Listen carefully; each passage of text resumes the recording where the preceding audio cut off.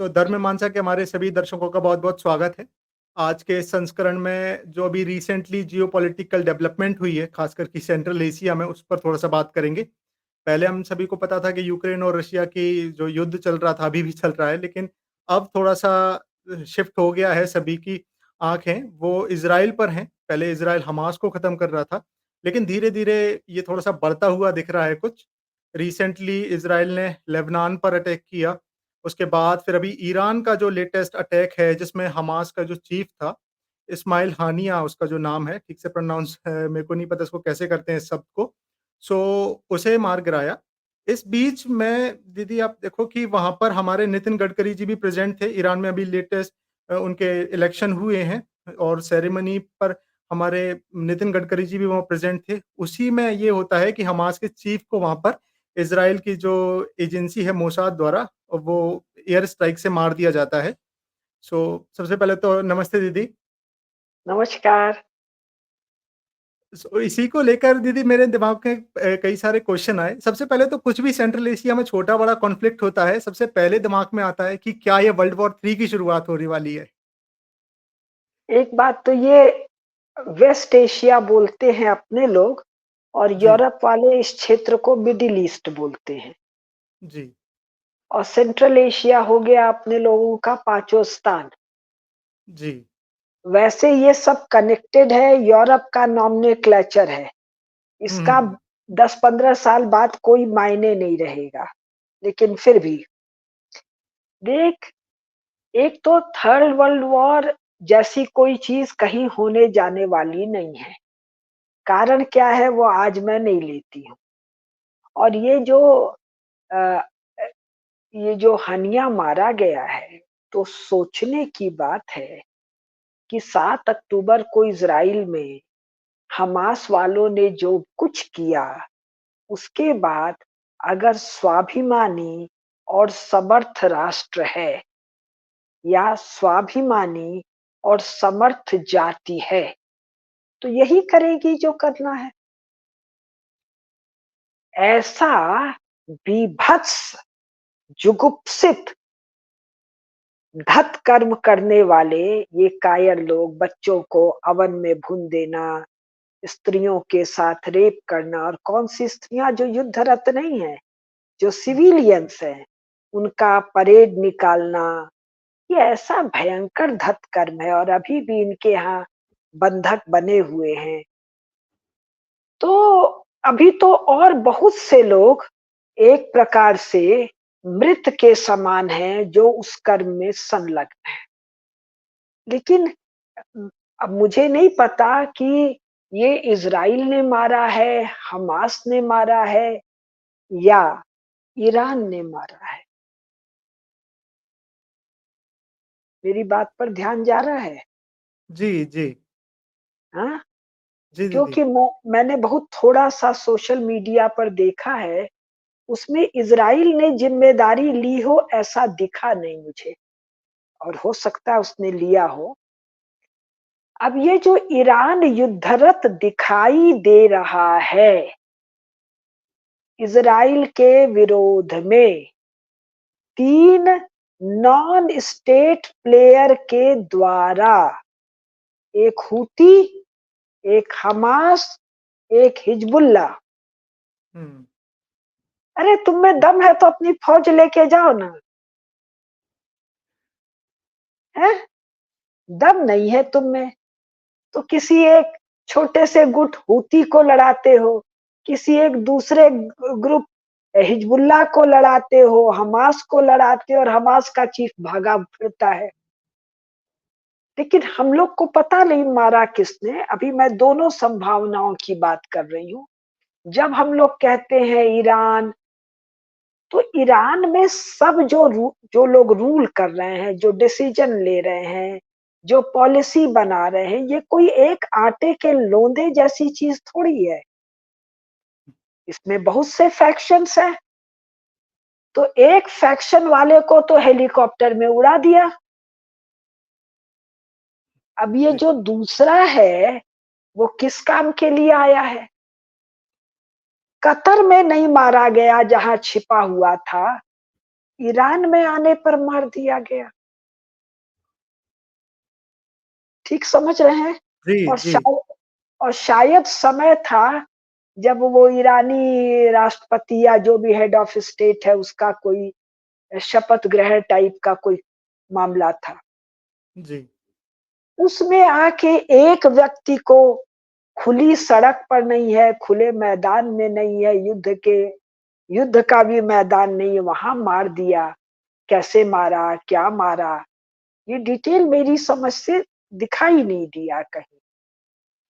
तो ऐसे डिटेल में असल में सिर्फ इतना बताया गया है दीदी कि कुछ एयर स्ट्राइक की थी, जिसमें वो जो चीफ है उसको तो मारा ही गया है, साथ में उसके साथ जो सेफगार्ड थे, उनको भी मार दिया गया है। मतलब ऐसा नहीं कि कोई पॉइज़न दे के या कुछ मारा गया हो, बस इतना लिखा था कि एयर स्ट्राइक से मारा गया है। ये लिखा गया है, जी, ये कहा गया है, ठीक है ना? अब जी, जी। मिसाइल कमरे में घुस के 2 आदमी को मारता है, हो सकता है, हम नहीं कह रहे हैं। तो ये तो वस्तुतः हुआ क्या और लिखा क्या गया? हुँ, जिन लोगों ने फर्स्ट वर्ल्ड वॉर और सेकंड वर्ल्ड वॉर को विस्तार से पढ़ा हो या किसी भी युद्ध की गाथा को विस्तार से पढ़ा हो जो पिछले 100 साल में हुआ है, तो उसमें जिसको आजकल नैरेटिव कहते हैं, इसका तो बहुत रोल है। होता कुछ है, बताया कुछ जाता है। जैसे 65 के युद्ध को हम लोगों को पता है, संसार को पता है, भारत ने जीता, लेकिन पाकिस्तान उसको अपने यहाँ जीता हुआ बताता है। जी। कारगिल वॉर को पाकिस्तान अपने यहाँ जीता हुआ बताता है। हमने जो 2 किया एयर स्ट्राइक और एक सर्जिकल स्ट्राइक, उसको पाकिस्तान नकारता है कि नहीं जी ऐसा तो कुछ हुआ नहीं, ठीक है ना? जी, तो जी। जो वर्णन आ रहा है उसमें कई संभावनाएं मुझे प्रतीत होती हैं। अब मैं अपनी संभावनाओं पर बात करती हूँ। लड़ाई का कॉस्ट देखा जाता है। किसी भी काम को करने का खर्च क्या है? तो अगर 4 ईरानी ही हम हायर कर लें, तो काम करना आसान होगा ना? जी। जैसे पाकिस्तान में अननोन गनमैन ने उड़ा दिया, तो मान लीजिए भारत सरकार ने आईएसआई को हायर कर लिया, तो कितना कम खर्चे में काम हो गया। केवल रुपया ही देना है ना, हुँ, जी। बात समझ रहे हैं? जी, जी। उतनी जानकारी इकट्ठा करना, अपने लोगों की जान रिस्क में डालना, उनको भेजना, उनको निकालना, ये सब भी किया जाता है। लेकिन बहुत आसान है, 4 ईरानी को हायर कर लो, 4 लेबनानी को हायर कर लो, 4 सऊदी वाले को हायर कर लो। काम आसान है कि नहीं है? जी, जी।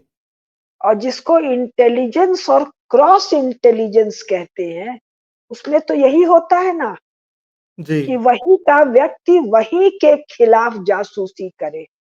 जैसे हुँ, हमारे यहाँ भी एक बार बहुत जोर से आया था कि एक अपने यहाँ उपराष्ट्रपति हुआ था हामिद सईद, हाफिज सईद करके कोई।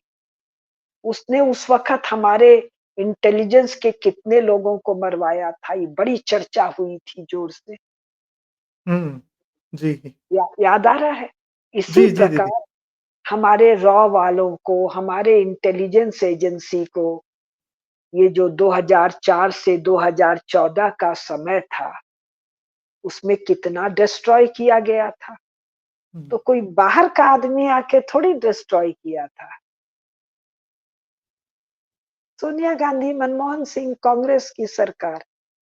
हुँ, जैसे तिब्बत पर कब्जा वाला मामला था, उसमें तो जवाहरलाल नेहरू ने यहीं से तो सब लॉजिस्टिक सपोर्ट दिया था।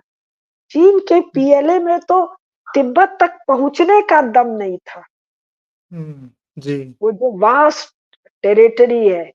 इसी तरह आपको याद होगा एक खबर आई कि साहब ईरान ने पता नहीं कितने मिसाइल इज़राइल पर दागे जी। और उसमें एक बच्चा मरा या कोई नहीं मरा, क्या मरा।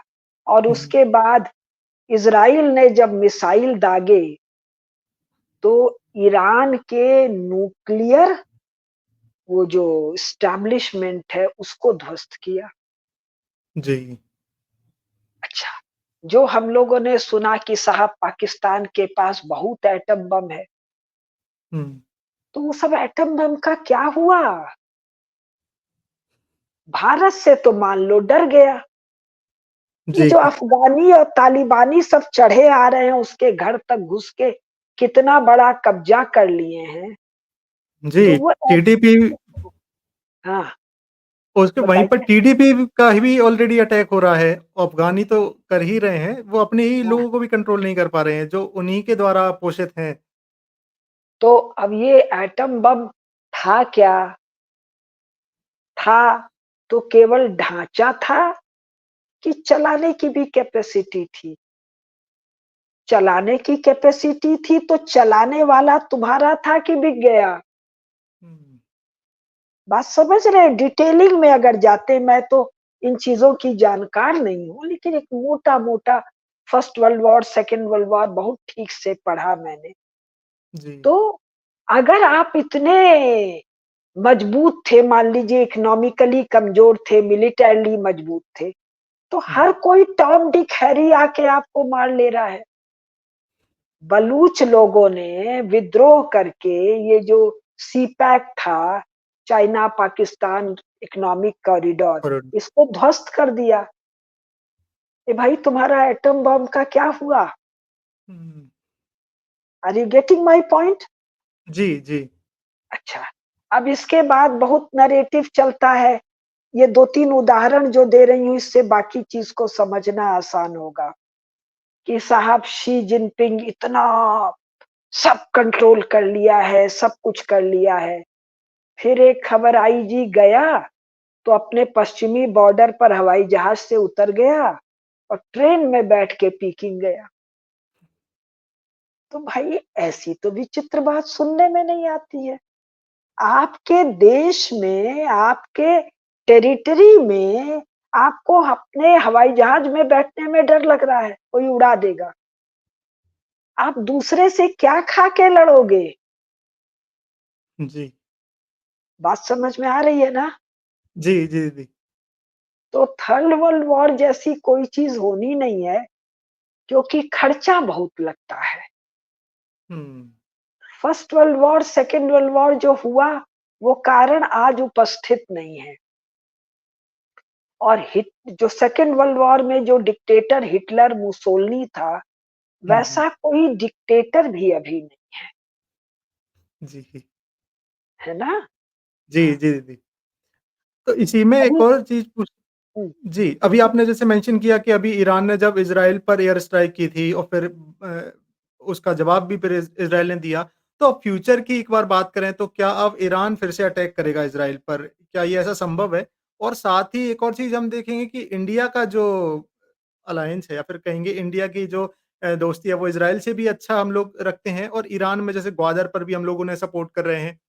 तो इंडिया के लिए क्या होगा आगे जियोपॉलिटिकल सिनेरियो हम कहाँ पर क्या बोलेंगे मतलब हमारा क्या स्टैंड होगा इसमें? अब 3-4 प्रश्न है, एक-एक हम ले रहे हैं, कोई भूल जाए जी। तो दोबारा पूछ लीजिएगा। जी, जी। ईरान की स्थिति, ईरान 10 साल तो इराक से लड़ा, जी। यहाँ 10 दिन की लड़ाई में कचूमर निकल जाता है। 10 दिन की लड़ाई में कचूमर निकल जाता है, 10 साल की लड़ाई में क्या कचूमर निकला? अच्छा, उसी के साथ-साथ वो झंझट हुआ था जब इनके यहाँ इस्लामिक टेकओवर हुआ था, वो अयातुल्लाह खोमेनी वाला।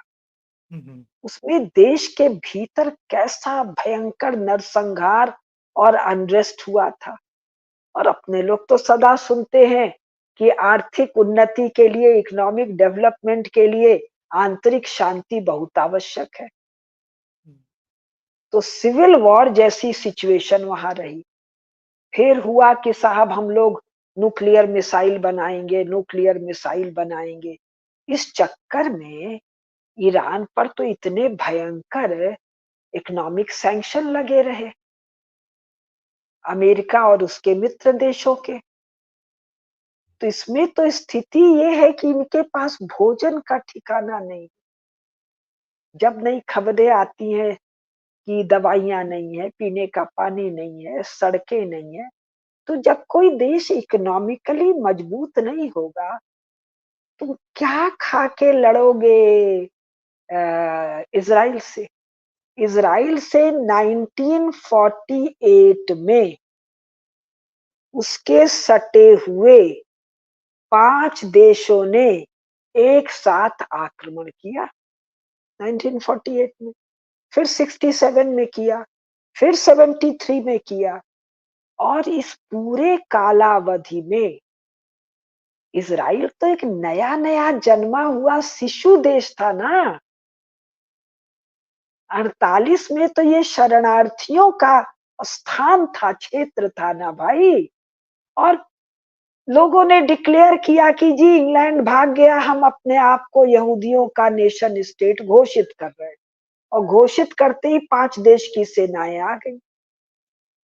तब वहां कै लाख यहूदी थे? केवल 7 लाख, केवल 7 लाख। और धूल चाट के गए। 67 में भी वही हुआ, 73 में भी वही हुआ। अब ये मरा खपा ईरान उतना लांघ के जाके कहां से लड़ लेगा भाई? लड़ने की ताकत नहीं है। इसलिए इज़राइल के बॉर्डर से सटे हुए जगहों पर 2 नॉन स्टेट प्लेयर हमास और हिजबुल्लाह की मदद कर रहा है। तीसरा हूती की मदद कर रहा है। तो नॉन स्टेट प्लेयर के लिए, यानी आपके आपको स्टेट की बैकिंग नहीं है, तो किसकी बैकिंग है?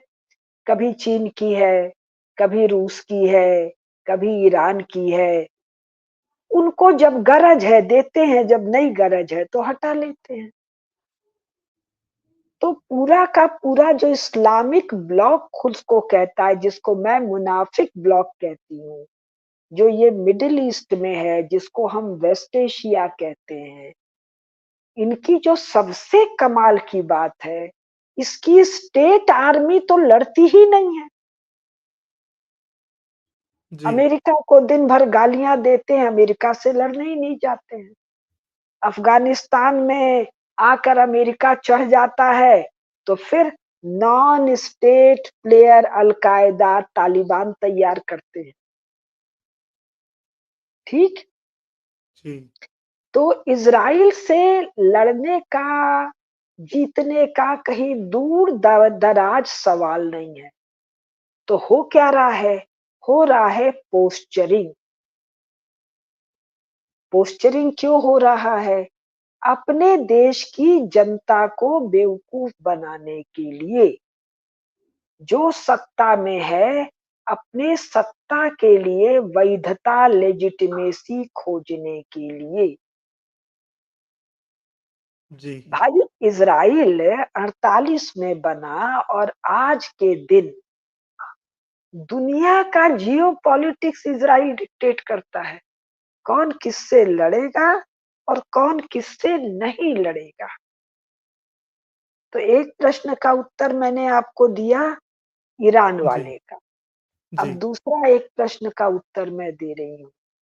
इस पूरे क्षेत्र से, जिसको रेडिकलिज्म अमेरिका कहता है, यानी नॉन स्टेट प्लेयर्स का रोज का उत्पात, वहां भी और दुनिया भर में भी। ये उत्पात भैया हो गया बहुत दिन, अब खत्म करो। इस उत्पात को खड़ा किया था यूनाइटेड स्टेट्स ऑफ अमेरिका ने, यहाँ के तेल पर कब्जा रखने के लिए। अब तेल फेल नहीं चाहिए भैया, अब ऑल्टरनेटिव सोर्स ऑफ एनर्जी आ गई। अमेरिका ने अपना ही बहुत तेल निकाल विकाल लिया, रूस के पास सरप्लस तेल है। अब इलेक्ट्रिसिटी वाला, power energy, solar energy, wind energy, दुनिया भर का मामला है। तुम्हारी कोई ज़रूरत नहीं है, अब तुम लोग को सल्टाना है। दूसरा, जो G20 में कहा गया भारत, मिडिल ईस्ट और यूरोप इकोनॉमिक कॉरिडोर, जी। तो अब अगर ये कॉरिडोर बनना है तो सारे उत्पाती एलिमेंट को या तो लगाम लगाना है या हुँ, सल्टा देना है। तो ये लगाम लगाने वाले ये सब प्राणी नहीं है, पगलाए हुए पगलेट हैं, तो इनको सल्टाने पर काम चल रहा है। और मेरा मानना है ये 7 अक्टूबर वाली जो घटना हुई, वो गाजा पट्टी से पैलेस्टीनियंस को हटाने की। और मेरा मानना है, क्या हमास को बुद्धि नहीं था? ये हनिया पनिया को बुद्धि नहीं था कि भाई हम लोग जाके इतना बड़ा कांड करेंगे तो पलट के वार होगा? जी। गधे को भी बुद्धि होगा। हुँ, हुँ, तू हुँ। हाथी से सच जाके लड़ेगा, तू बाघ से जाके भिड़ेगा, पंजा मार देगा, दांत काट लेगा, तो पलट के तो तुझे दबोचेगा भाई। जी। बड़ी सीधी सी बात है। तो ये जो छुट भइये उछल कूद करके अभी यूरोप में उछल कूद कर रहे हैं, चर्च पर अपने लोग का सीरीज चला है। जी। तुम 2%, 4%, 4.5% इतने ही शरणार्थी हो ना, हुँ, जिस दिन उनका राज्य तय कर लेगा तुम्हारी चटनी बना देगा। अभी तक राज्य तय क्यों नहीं किया? लेफ्टिस्टों के इलाज के लिए चर्च देश में तैयारी कर रहा है। ये मियाँ लोग का समर्थन कौन कर रहे हैं? लेफ्ट वाले कर रहे हैं। जी, कम्युनिस्ट वही बेसिकली।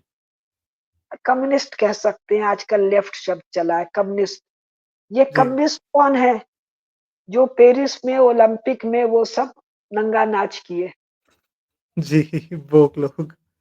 हाँ, तो इनको अपने लोग को बोलना चाहिए लंपट, व्यभिचारी, घृणित लोग। जी।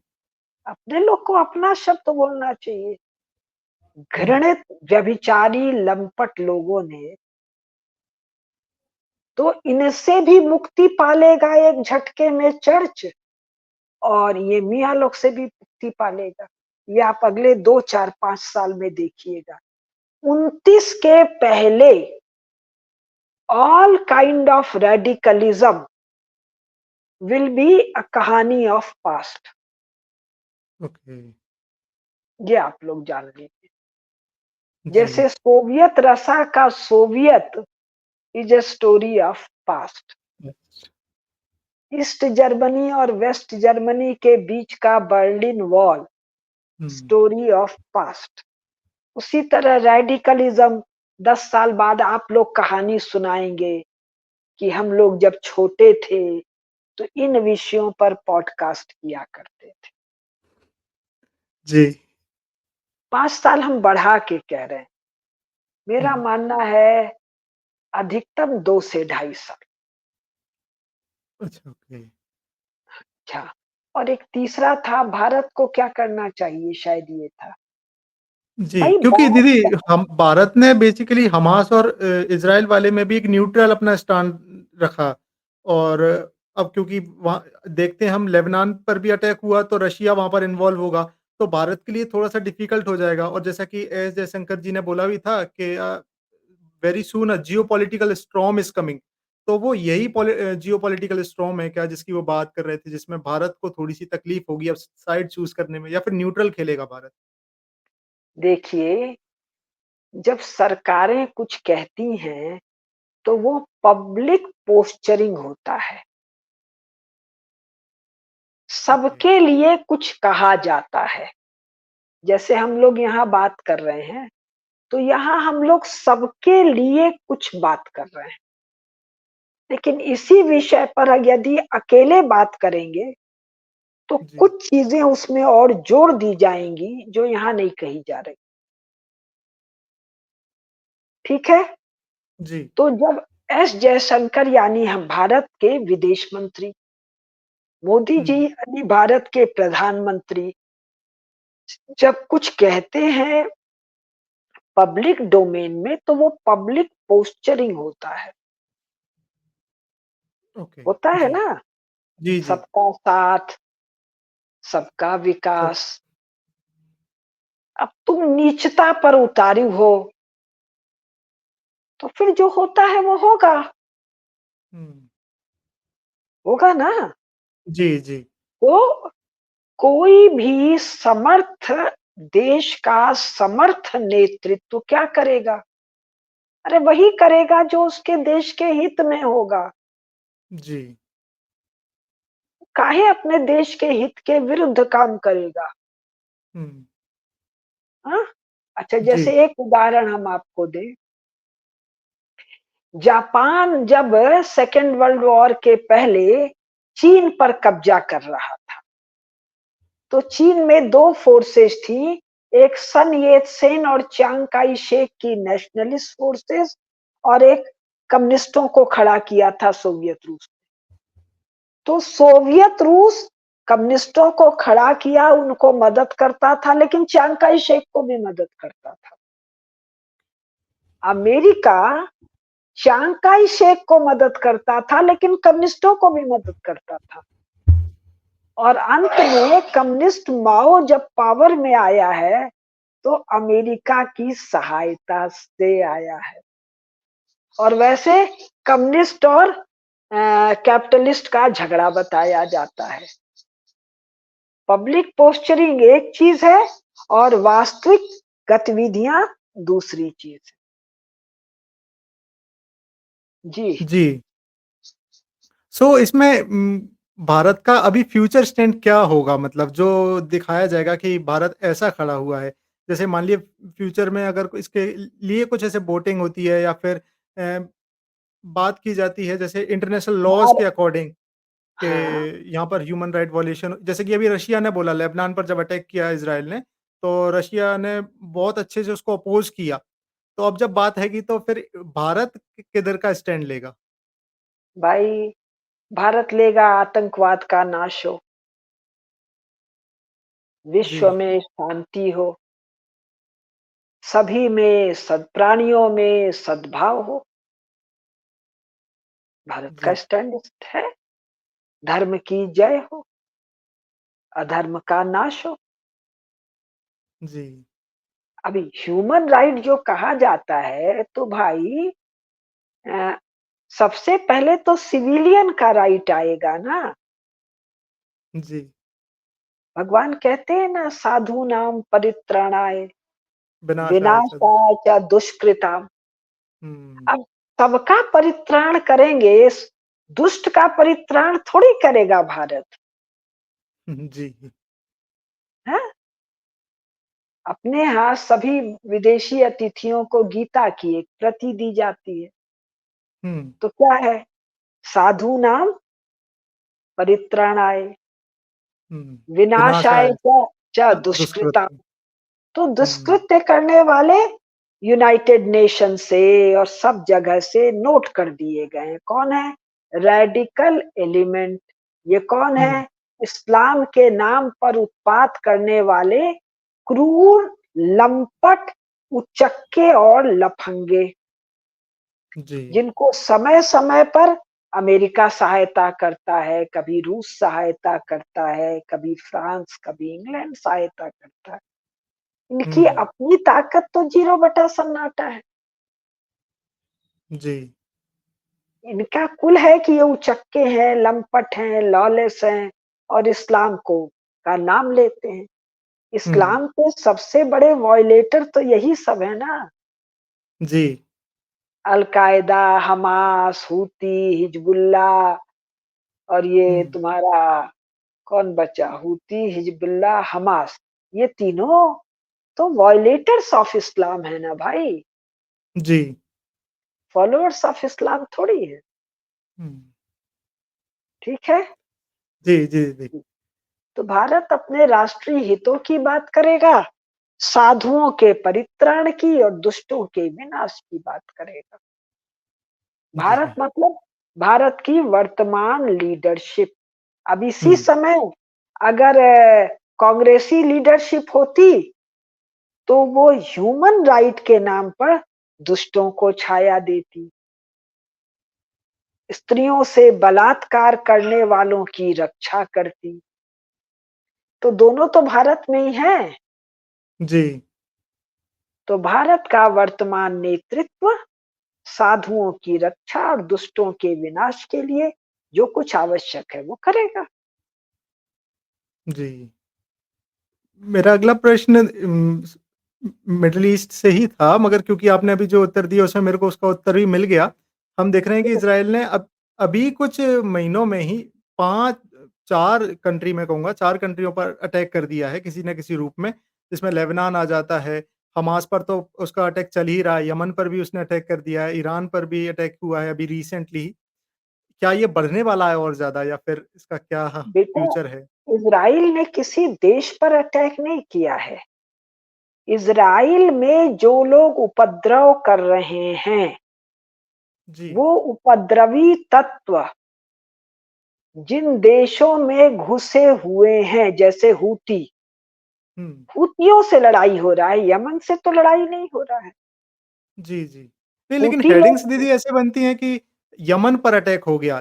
जैसे अभी हिज़्बुल्लाह का अभी जो कमांडर की हत्या मारा गया है इज़राइल द्वारा, तो उसमें भी हेडिंग यही बनती है कि लेबनान पर अटैक कर दिया इज़राइल ने। भाई तो अब अनपढ़ लोग पत्रकारिता में है, उसका क्या किया जाए? भाई हूती लोगों ने यमन को तबाह कर रखा है। जी।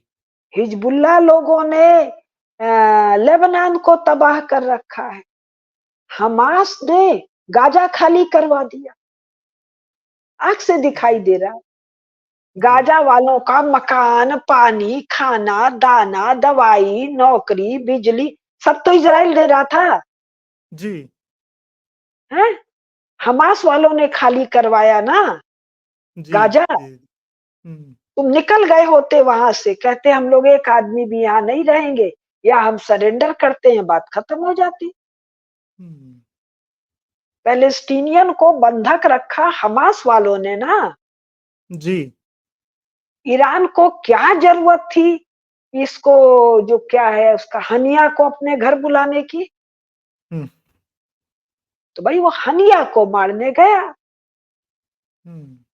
अभी थोड़ी कहेगा हनिया को तुम छिपा लोगे तो हम चुपचाप बैठे रहेंगे। चीन गया सुरंग बनाने। तो तुम अगर नहीं लगाते हो कि चीन ने इजराइल के मामले में दखलंदाजी की, तो भाई ये मीडिया का अपना शौक है। हुँ। लेकिन इस शौक से इजराइल को क्या लेना देना? तुम्हारा मूर्ख हो या शौक है या तुम नरेटिव बिल्डिंग में, इजराइल को क्या लेना देना? जी। हाँ? हाँ, वही मैंने बोला कि इसका उत्तर मिल गया था मुझे हालाँकि। हाँ, सो इस पर एक अच्छा पर्सपेक्टिव मतलब मुझे मिला, जो इतना भी कुछ चल रहा है अभी रिसेंट में। मैं मतलब जानना चाह रहा था कि असल में इसका सत्य क्या है, और आपने जैसे मेरे को काफ़ी सारी चीज़ें थोड़ी-सी बाहर आईं। सो जितना भी मिडल ईस्ट में अभी चल रहा है, अब रशिया यूक्रेन वॉर की तो बात होती नहीं है, अब सभी की आँखें इज़राइल पर ही हैं, तो उम, हाँ। और देखते हैं आगे फ्यूचर में क्या है।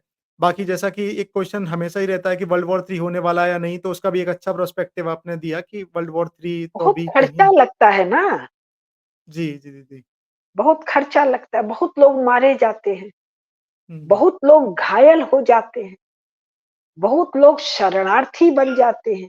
अब ये बहुत की संख्या 10 लाख, 20 लाख, 50 लाख, 100 लाख ऐसे होती है। 1 लाख लोग एक साथ भारत के किसी युद्ध में नहीं मरे हैं। तो जी। पहला और दूसरा वॉर तो कहाँ हुआ? यूरोप में हुआ। अब यूरोप से बाहर यूक्रेन में मर रहे हैं लोग, तो यूक्रेन को मरवा रहे हैं। क्यों? यूक्रेन वालों ने ऐसा गधा राष्ट्र अपना हेड ऑफ स्टेट चुना। चढ़ जा बच्चे सूली पर, वो चढ़ गया सूली पर। हमको नाटो का मेंबर बनना है, नाटो का मेंबर बनना है। रूस ने इतने कहा था भाई नाटो का मेंबर नहीं बनना है और हमको ब्लैक सी तक रास्ता दे दो, हुँ। आपस में मिल पट के रास्ता दे दे। जी। अब अगर इतनी बुद्धि नहीं है तो नाश हो रहा है, तो ये तो सबको दिख रहा है ना। हुँ।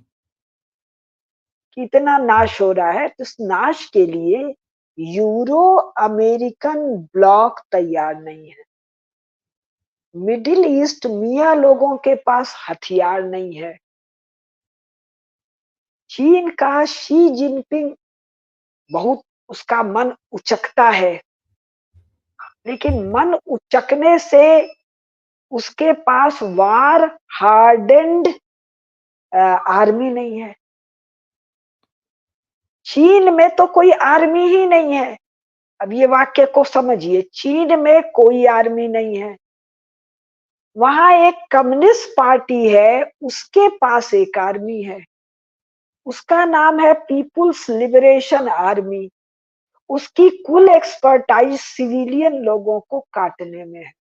सिविलियन मतलब जो निहत्थे हैं, हम्म, निहत्थों को मारने में उसकी एक्सपर्टाइज है। किसी सेना से तो वो लड़ी नहीं है।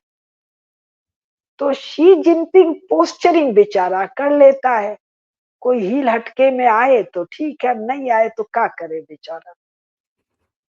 भाई आप लोग सुन रहे होंगे कि ये जो अपना चीन भारत की लड़ाई के लिए चीन रोबोट बना रहा है। हम्म, इस एक वाक्य में ही निहित है कि चीन की फौज में लड़ने का दम नहीं है। जी, हमारी तो फौज डटी हुई है ना भाई। जी। अब उस अल्टीट्यूड पर तिब्बतियों को अभ्यास है, वो लड़ने आएंगे नहीं। हम्म, अब बाकी तुम लोग सिविलियन को मार निहत्थों को मारना काटना जानते हो, तो थर्ड वर्ल्ड वॉर में कम से कम 2 साइड में आदमी चाहिए ना, हम्म, लड़ने वाली फौज। यहाँ तो एको साइड की फौज नहीं है भाई। जी, एक साइड में तो फौज होनी पड़ी ना। जी, फिर दूसरा साइड कहता मान जाओ जी, मान जाओ जी, मान जाओ। अभी तो एको साइड 45 के बाद युद्ध लड़ने नहीं खड़ा हो रहा है। हम्म, 5, अब क्या कहें, लल्लू गए थे 48 में इजराइल से लड़ने, कुल 7 लाख आदमी थे। 7 लाख में 3.5 लाख स्त्रियां थी, बाकी हम्म, 3.5 लाख पुरुषों में वृद्ध थे, बच्चे थे। 1.5 2 लाख मान लो 20 से 60 साल की उम्र के। कोई किसान था, कोई मोची था, कोई धोबी था, कोई दुकानदार था। सैनिक थोड़ी आके बसे थे। हम्म, फिर भी जी, तुम्हारा कचूमर निकल गया। तो यानी तुम्हारे पास कुल सैन्य बल कितना था।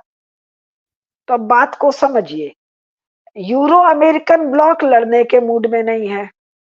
लैटिन अमेरिका अफ्रीका में लड़ाई की कोई चर्चा नहीं होती है। रूस केवल यूक्रेन से निपट रहा है, कोई नाटो यू रूस को सल्टाने नहीं आ रहा है। भैया के इसी समय रूस को सल्टा देते तुम।